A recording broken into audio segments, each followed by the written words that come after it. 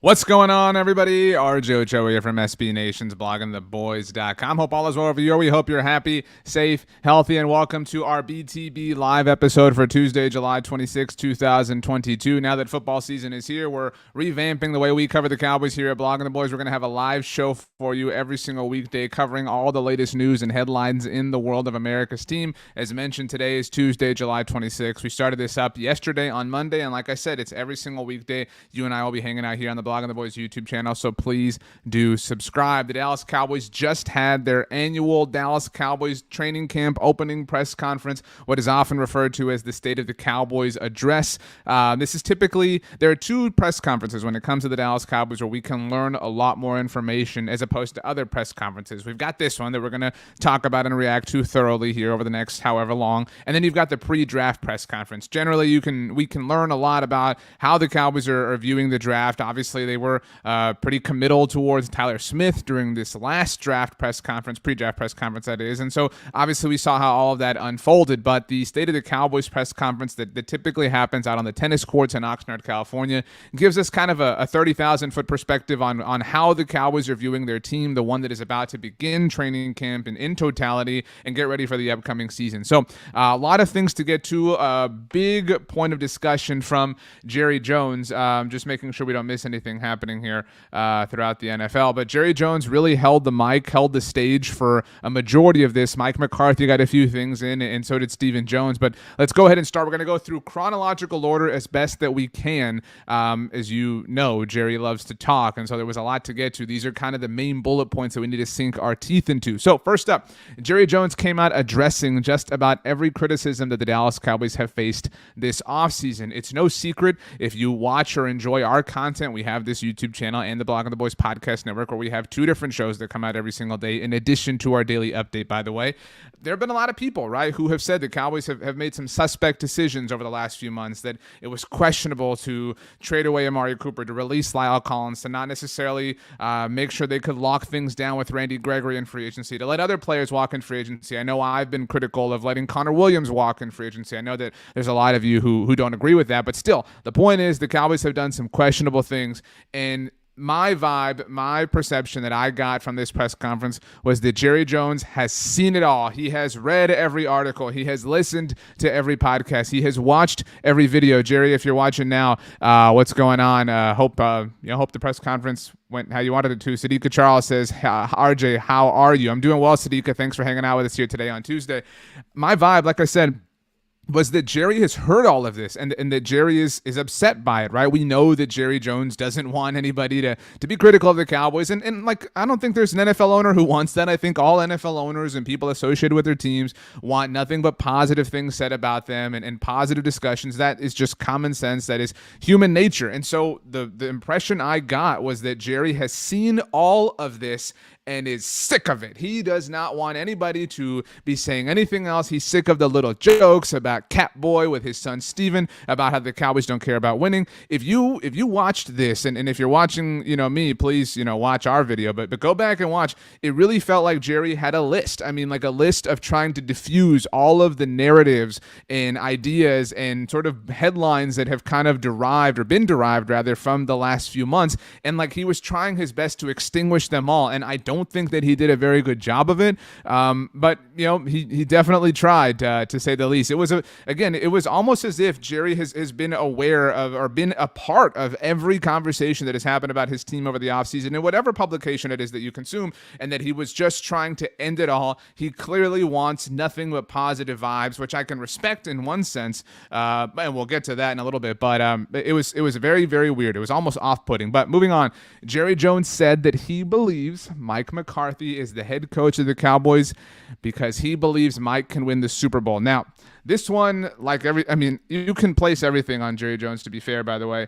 And by the way, just looking to make sure nothing else pops up here. Jerry Jones now meeting with members of the local media there. He says that he has no lingering effects from the car accident he was involved in. Certainly don't want that. So glad to hear Jerry is in well health. But Jerry, I don't think he attacked anybody, but I think he attacked the headlines. He attacked the presentation of information, and he was upset about some of the things that have been said, really all of the things that have been said about his team. And a big point of, you could call it criticism, but you certainly could at least call it conversation surrounding the Cowboys over the last few months, has been Mike McCarthy, right? Mike McCarthy, is he going to be this team's head coach? What's going to happen? Is Dan Quinn going to take over? Is Kellen Moore going to take over? Are the Cowboys going to pursue Sean Payton in the offseason? Are they going to consummate a trade with the New Orleans Saints to make that happen? We don't know. But I tell you what, this is Jerry's fault. Jerry came out and, to his credit, defended his head coach. What a weird philosophy that the team owner would defend the team's head coach. But you know where this kind of falls on deaf ears in my mind is it took Jerry 12 days after the season ended, after the Cowboys lost to the San Francisco 49ers in the wild card round of the playoffs. Jerry was given opportunities. He was on 105.3 The Fan in Dallas. He had every moment he wanted. He had more than enough to say right then that Mike McCarthy was his coach, and he didn't. Jerry is the person who created and instigated all of this doubt. He tried to defend that by saying he did it to help, boost the Cowboys' odds of keeping Dan Quinn. But the whole point of this is that Mike McCarthy is already in a difficult situation because he's the head coach of the Dallas Cowboys. That's a hard thing to be, no matter whether you're having immense success or immense failure. Anybody who commands that post is in a bit of a tough spot. And so Mike McCarthy is facing the natural challenges that come from that. And then, like I said, they were sort of, exponentially multiplied by Jerry Jones's indecision with regards to backing up his head coach as soon as the season ended. But Jerry Jones, like I said, to his credit, opening moments of the press conference, after he expressed some more emotional and sentimental things, he did say that Mike McCarthy's his head coach. He said that he believes that Mike is the head coach because he believes that Mike can win the Super Bowl. He did specify that he has choices. So clearly, and even that, like, if you really have Mike McCarthy's back, Jerry, why are you telling people that you have choices? I don't think that has the effect that you wanted to, but that's just me. It's a very, very weird thing. Joey Stewart says, why would he? It makes sense that he would take time to evaluate every part of the team. I think if he's your head coach, if Mike McCarthy was going to be the head coach of the Cowboys, if he had this overwhelming belief in him like he is saying right now, then I think Jerry would have had it then. I think that it was obvious. Jerry spent a huge part of this offseason trying to put lipstick on this whole thing and telling us how wonderful everything is. And so, yeah, I totally evaluate your team as soon as the season ends, but he could not have been that up in the air, that 50-50 when it came to Mike McCarthy. That, to me, doesn't make sense. It just, again, I will give Jerry credit for that. He's trying to put out the flames that are surrounding Mike McCarthy being the head coach of the Cowboys, but at this point, the machine has already kind of taken off. But that's that. My dog is barking in the background, by the way. That's Little Bear. Now that we're doing these live shows every day, you all might hear him. So shout out to Bear.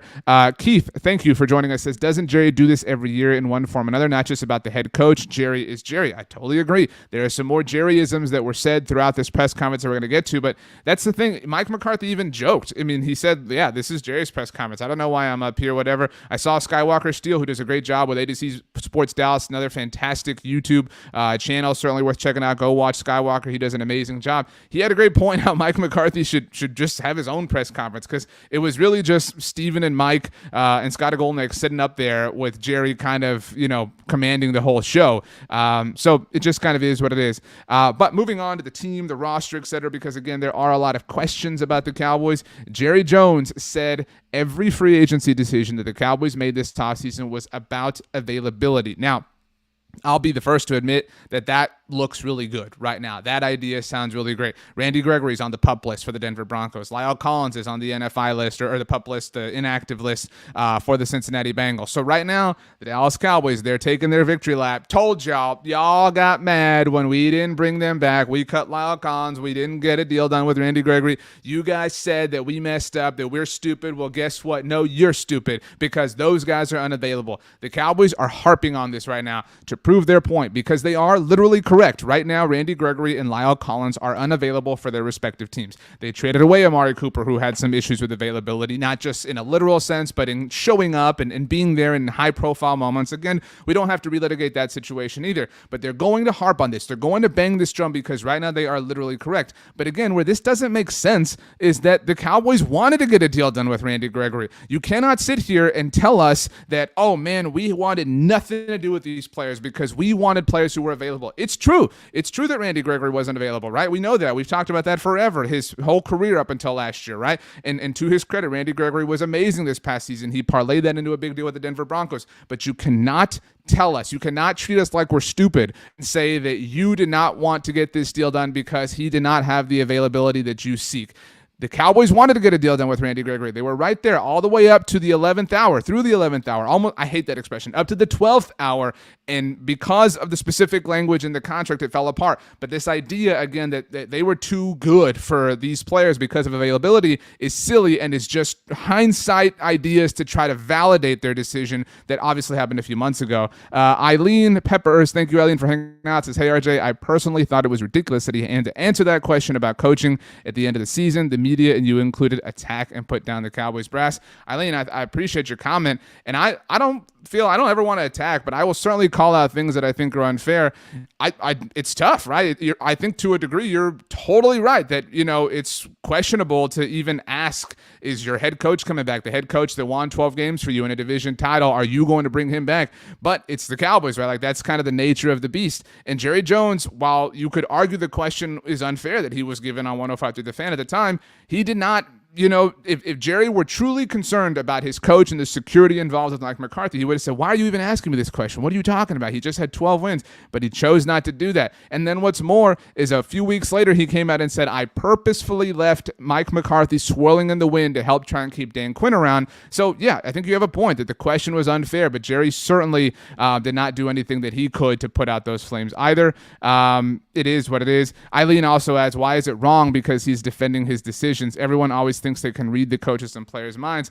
I think it's wrong to say that the Cowboys made the decision about Randy Gregory. It's fine. You want to say that the Cowboys made the decision about Lyle Collins because of availability?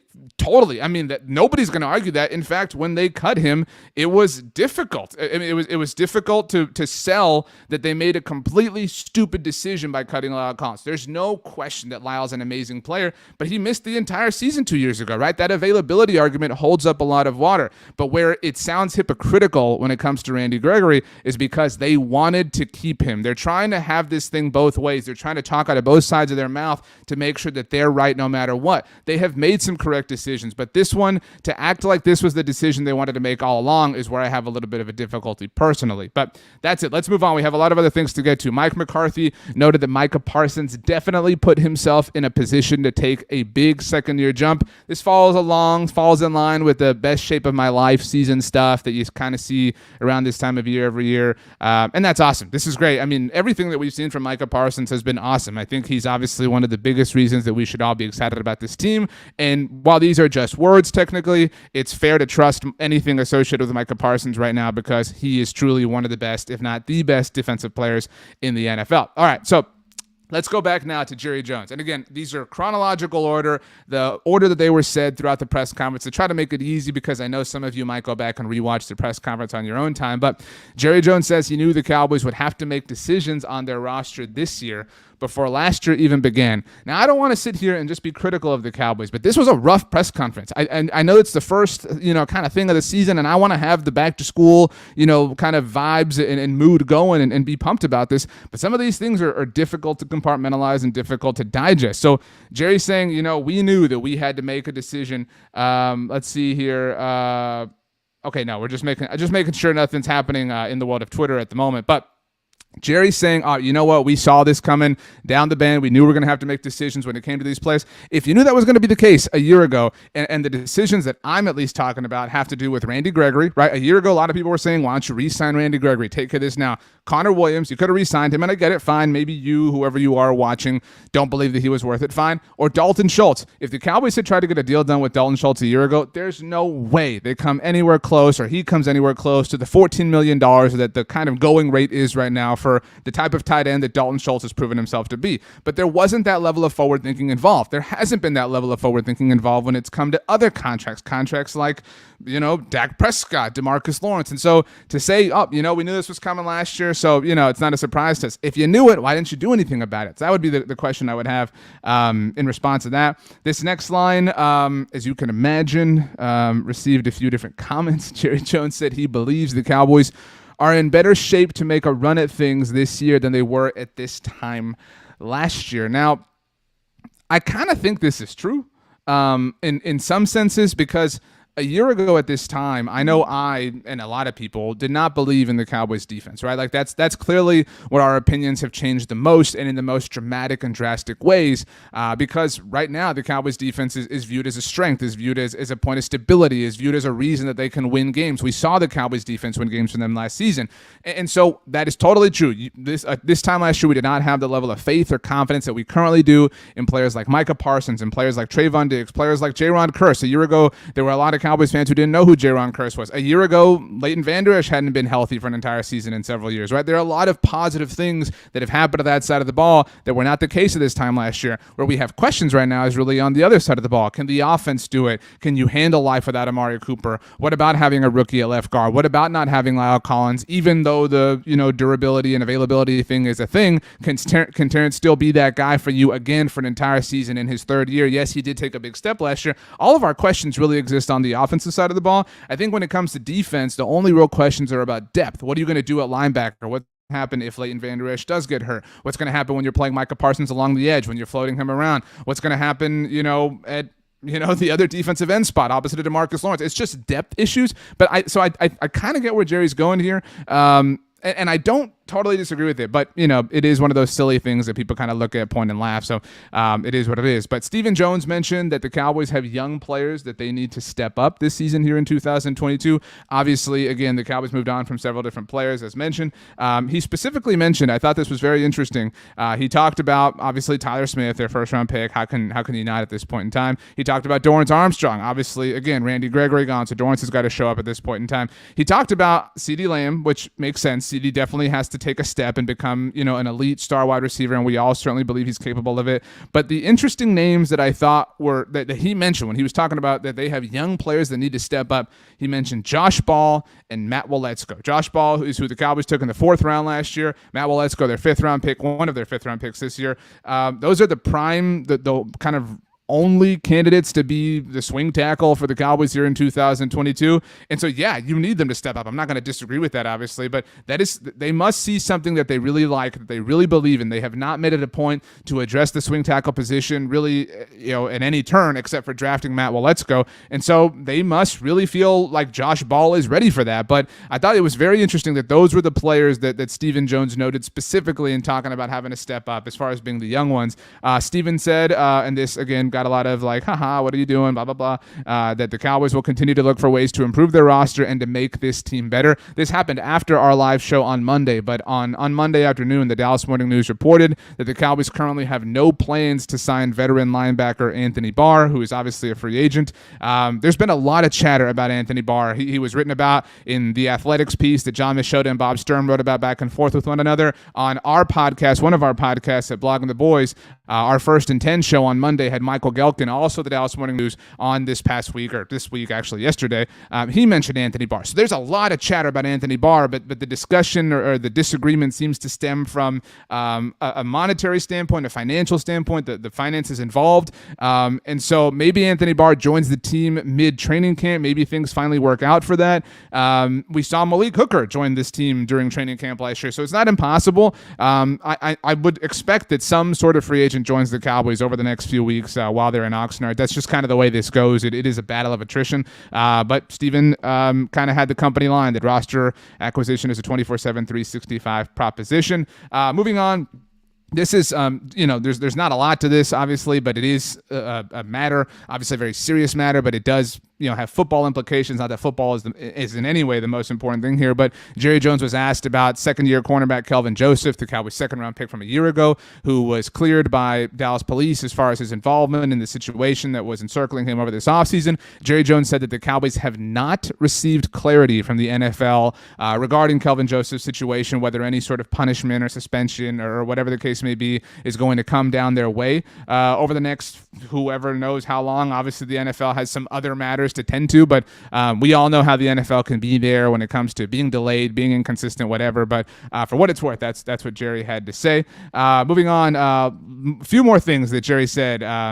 that were interesting. I really, this is so fascinating on like a human level, and I'm not a psychologist by any means, but Jerry Jones said his curse is not focusing on or acknowledging his failures and blowing right past them towards successes. He was talking about, obviously, the Cowboys haven't, had the success that any of us would want over the last few years or 25 years, again, however you want to put it. And he said this, and again, this is really powerful when you really think about it, right? There's so many motivational people or people who do that kind of line of work, or again, who study these things, who would tell us that, it's something I believe, at least in my own life, that failure is a teaching tool, right? Failure is how we learn. We learn, from the moments that we fail, the moments that we fall, right? That makes sense. It's like pain. Pain is a teaching tool, right? You touch a hot stove, you learn not to do that in the future. And so this was really powerful and deep in Jerry saying, and I think it was really, introspective of him to say that it is his curse, that Jerry is unable or unwilling at least to look at failures and identify them, and identify more specifically how to learn from them, how to grow from them, how to adapt so that things are different from them. That's where failure can be such a powerful teaching tool for us in life. And obviously, we're talking about football here, and he admitted it, right? He said, look, I don't, he's the classic, like, fingers in his ear, la, la, la, la, la. I don't want to talk about failure. I only want to talk about the good times. Let the good times roll.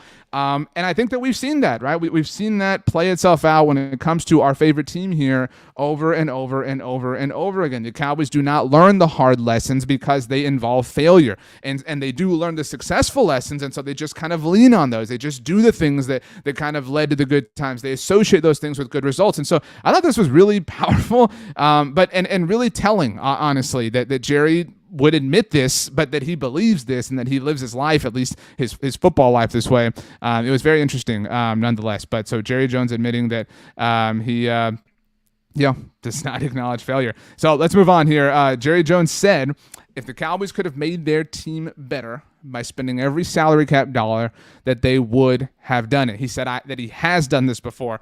And right now, look, I'll tell you straight up, because this is just the reality. Right now, the Dallas Cowboys have the second most salary cap space in the NFL. Second most. Only one team has more salary cap space than the Dallas Cowboys at present time.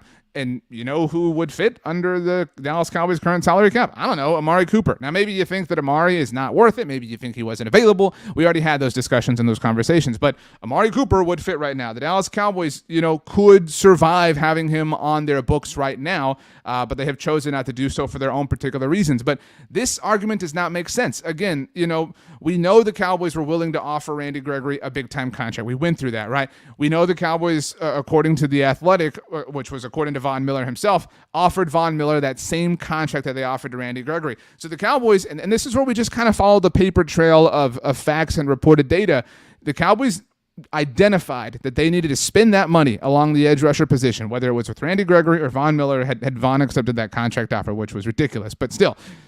And then they did not do anything about it. Yes, they brought back Dorrance Armstrong. Yes, they drafted Sam Williams, but they have the resources to do more. And it doesn't cost them anything. Obviously, it literally costs them things like this, like the finances involved with the salary cap, but it's hard to accept that they would have done everything that they could have if they didn't, and that's just kind of where I think a lot of Cowboys fans feel. Not to be negative, not to be doom and gloom.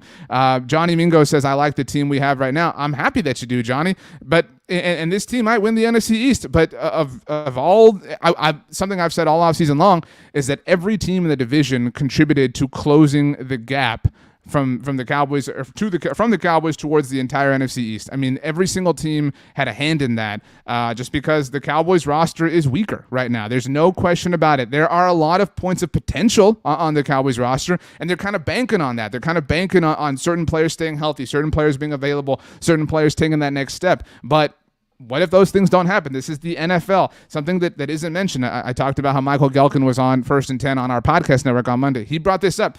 The Cowboys were so fortunate in the health department last year, and that's something that we don't really talk about. There is regression to the mean and those sorts of things, and I hope that nobody gets injured across the NFL. But what if the Cowboys deal with a big-time injury? They don't have the depth to survive those sorts of things that they did last year. They were very fortunate to have a really deep roster, which is why when they did have these little hiccups, they obviously, basically had one wide receiver, whether it was Amari or Gallup or CD, missing time almost every week. They had Cedric Wilson to kind of fill him in, right? They had, legitimate talent at the safety position for the first time in a long time. They had a lot of players as defensive end pass rush options, and that's why they were able to kind of weather those storms. They do not have that same sort of depth right now.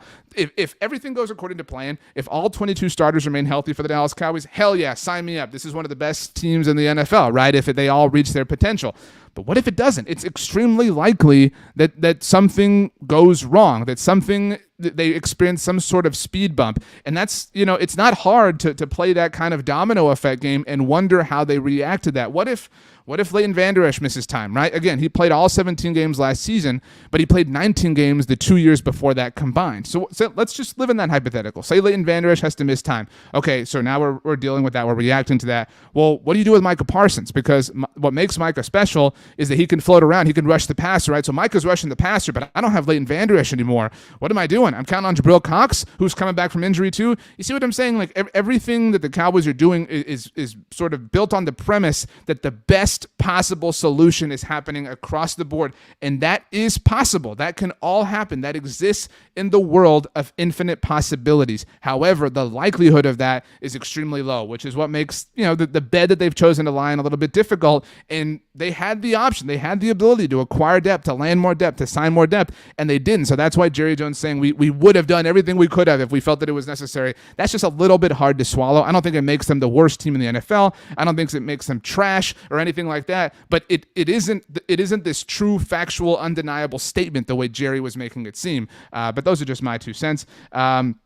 Jerry Jones was asked what constitutes success in 2022. This kind of goes, this is obvious. Jerry Jones said they need to win it. And I think that, we all know, right? Like you all who, that you're watching and you're Cowboys fans. I'm a Cowboys fan. We all love this team.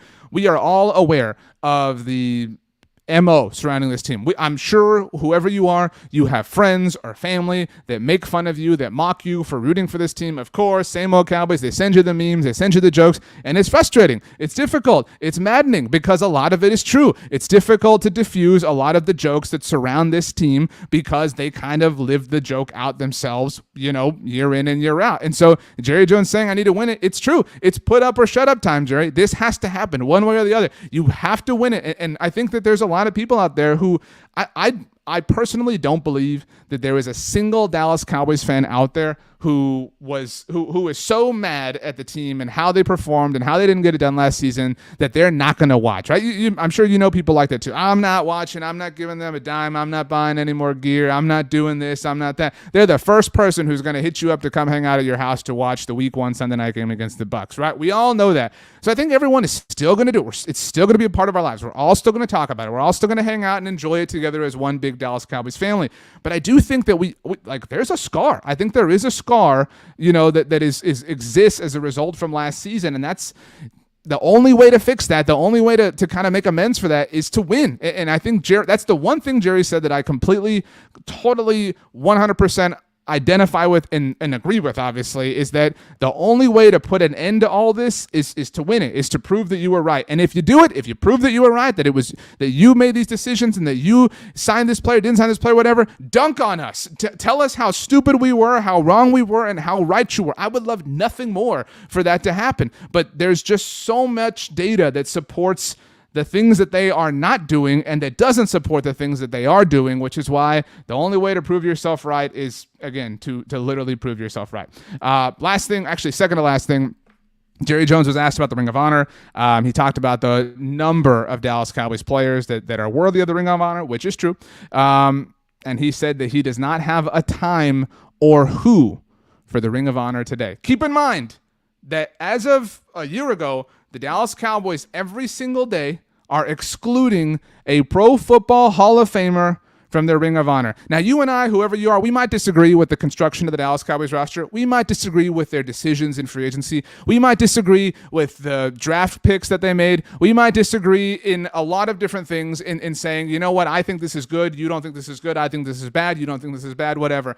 I firmly believe that we all agree that it is ridiculous to keep Jimmy Johnson out of the Ring of Honor at this point. It is only sad and embarrassing and petulant. That's all it is. It's incredibly petty to continually exclude Jimmy Johnson from the Ring of Honor like this. There are a number of Dallas Cowboys that have been associated with this team over the last 60 plus years that deserve to be in there. Players like Too Tall Jones, Harvey Martin, Everson Walls, Charlie Waters. I mean, we can make a case for a lot of different players. Put them all in. But this idea that Jimmy has to wait, it's stupid. It's dumb. There's no logical data point to support excluding Jimmy Johnson from the Ring of Honor. And every year, every day that goes by without it happening, Jerry Jones and the Cowboys continue to look petty for this particular thing. It's not sad. It's not embarrassing. It's just unfortunate. It's really, really frustrating at this point. There are so many Dallas Cowboys fans who would enjoy that. We all want to have that moment together. We've had smaller moments than that. I mean, the Hall of Fame was a bigger moment than that, but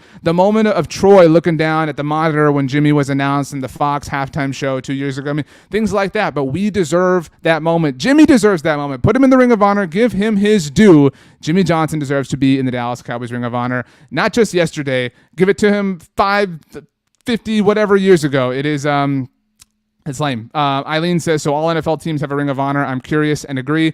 Generally, yeah. Not every team has the history that the Dallas Cowboys do, obviously, and some teams treat theirs a little bit more cavalier.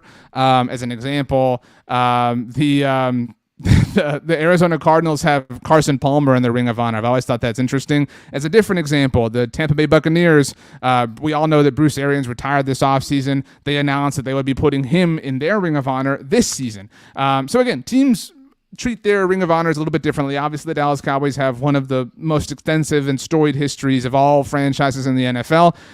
But Jimmy has a place. Jimmy has earned his place in the Ring of Honor. He earned it a very long time ago. Give him his flowers. He deserves it, please. Last thing really had nothing to do with the press conference, but this is our daily show where we just kind of go over the latest news and headlines in the world of the Dallas Cowboys. There was some Twittering happening. NFL Network's Mike Garafolo tweeted about Cole Beasley and how he is currently a free agent. Obviously, Cole left the Dallas Cowboys a few years ago, had a great career with the Buffalo Bills as well.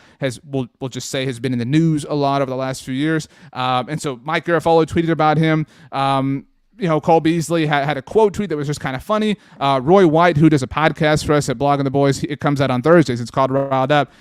He quote tweeted Cole's tweet and said, I wonder if he would even want to come back to the Cowboys. And Cole chimed in. Cole Beasley quoted Roy White and said, to play with Dak, I would. Again, you can see Roy's point was, I wonder if he would even want to be a Cowboy. Again, talking about Cole Beasley. And Cole said, to play with Dak, I would. Obviously, Dak is still the quarterback of the Dallas Cowboys, so that seems like an admission from Cole Beasley that he would like to play for the Dallas Cowboys as they are currently constructed with Dak Prescott as their quarterback.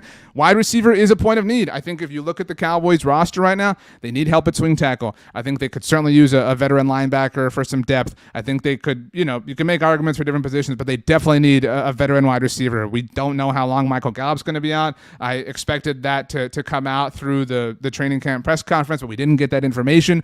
If you want to bring Cole Beasley in, he's somebody who knows the quarterback, knows the system, knows Kellen Moore. There are a lot of worse ways that you could go about that. I understand that people probably, there are some people at least who feel differently than Cole Beasley about things, right? There's a huge political element towards bringing Cole Beasley in that has evolved over the last few years, whatever.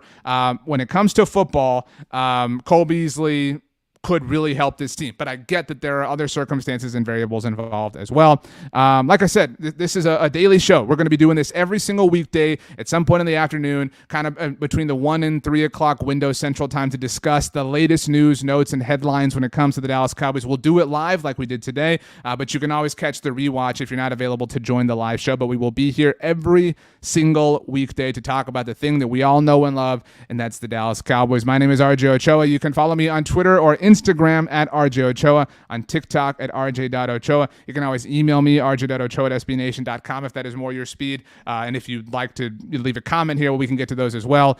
So leave a comment down below. Please do subscribe here to the Blogging the Boys YouTube channel. Football's here. The training camp press conference was weird, but it's a sign that football's here. And that's ultimately what matters most. Cowboys winning the Super Bowl. I'm going to talk myself into it like I do every year, like everybody does. Let's have a good time. So that about does it for Tuesday's live show. We'll be back on Thursday. Thanks for hanging out, everybody, and we'll see you next time.